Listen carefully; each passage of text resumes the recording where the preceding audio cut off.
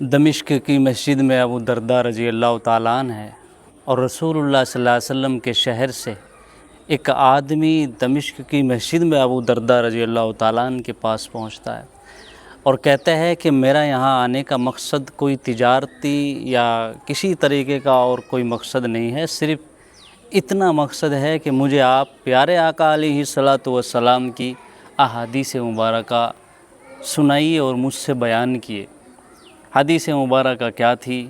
ابو درداء رضی اللہ تعالیٰ عنہ کہتے ہیں کہ یقول رسول اللہ صلی اللہ علیہ وسلم، میں نے رسول اللہ صلی اللہ علیہ وسلم کو فرماتے ہوئے سنا، انی سمعت، وہ کہتے ہیں کہ میں نے سنا رسول اللہ صلی اللہ علیہ وسلم کو یقول فرماتے ہوئے، کیا فرماتے ہوئے؟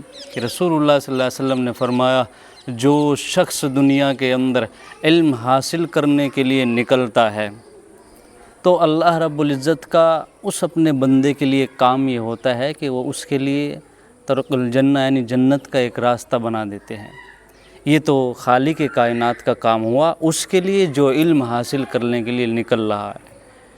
فرشتوں کا کیا کام ہوتا ہے کہ فرشتے جو ہوتے ہیں نا، اپنے پر بچھا دیتے ہیں، اس کی راہوں میں اپنے پر بچھا دیتے ہیں، اس کے لیے جو علم حاصل کرنے کے لیے نکلتا ہے، یہ فرشتوں کا کام ہوا۔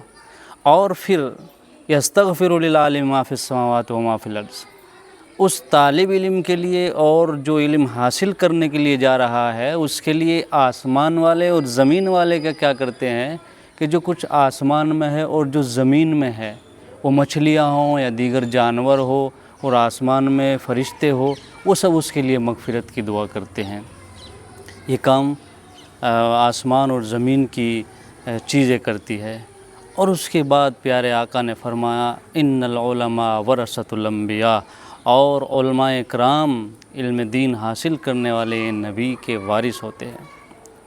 اور انبیاء جو ہے نا، دینار اور درہم کے وارث نہیں بناتے، بلکہ وہ علم کا وارث بناتے ہیں۔